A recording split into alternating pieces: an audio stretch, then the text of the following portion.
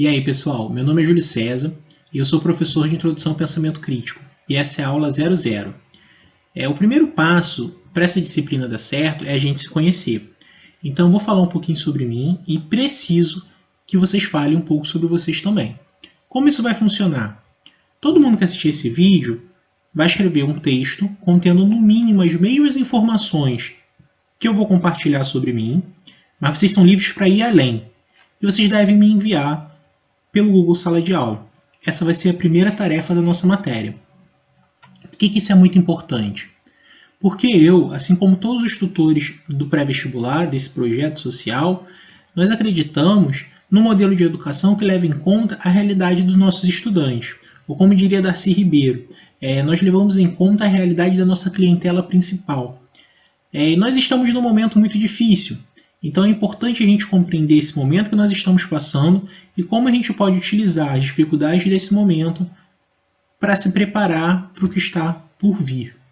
Eu nasci na cidade do Rio de Janeiro e o primeiro bairro que eu morei foi um bairro da Zona Norte chamado Parada de Lucas, que é vizinho a Vigário Geral, que lamentavelmente ficou famoso e conhecido pela chacina que ocorreu lá.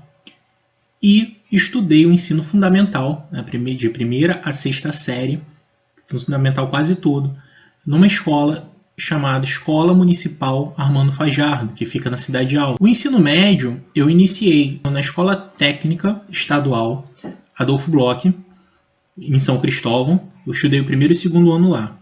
E o terceiro ano eu estudei em Duque de Caxias, no Colégio GPI Caxias. No terceiro ano eu já tinha desistido do sistema escolar, assim, da minha educação, porque de certa forma eu sentia que eu carregava e acumulava diversas lacunas.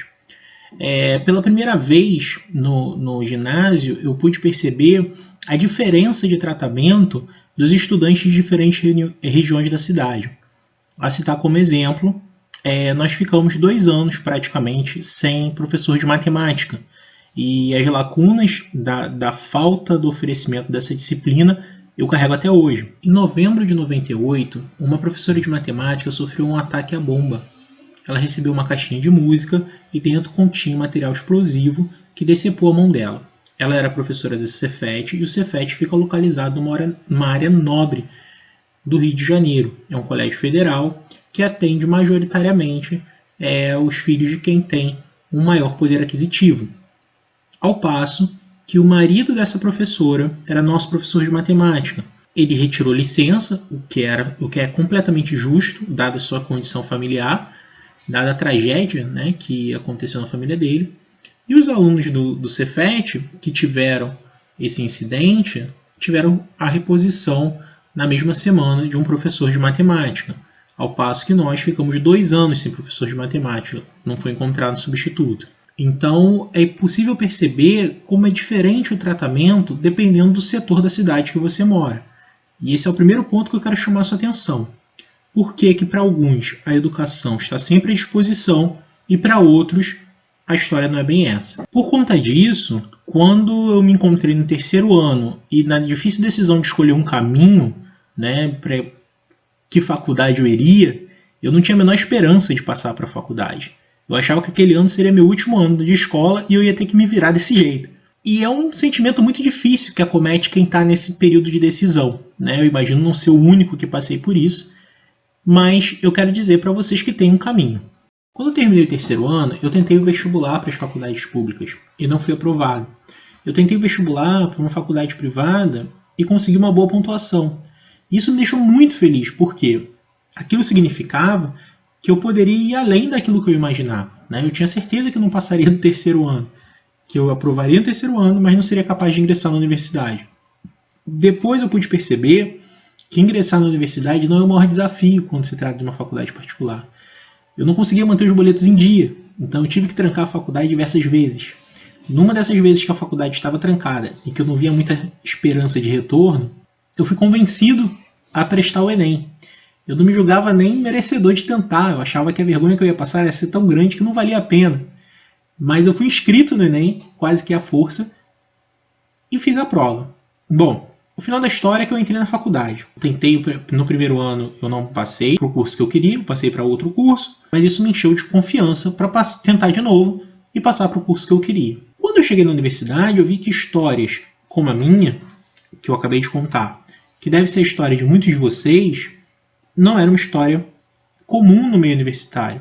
A história comum no meio universitário, principalmente das universidades públicas, são de estudantes que passaram a vida toda estudando nos melhores colégios. Então, meio que por isso que a gente está aqui hoje. A gente está construindo um modelo de preparação para compensar essa injustiça que nos é imposta ao longo da nossa vida.